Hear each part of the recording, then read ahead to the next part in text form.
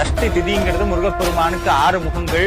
அவருக்கு உகந்த நட்சத்திரம் சஷ்டி. ஏன் அப்படின்னா சிவபெருமானுடைய 5 முகங்கள் ஈசானம், தத்புருஷம், வாமதேவம், அகோரம், சத்யோஜாமன்னு சொல்லக்கூடிய 6 முகங்களும் இன்னொரு முகம் ஞானிகளுக்கு மட்டுமே தெரியக்கூடிய முகமாகிய அதோ முகமும் சேர்ந்து 6 முகமாக சிவன் பார்வதி அம்சமாக உதித்த தெய்வம் முருகப்பெருமான்.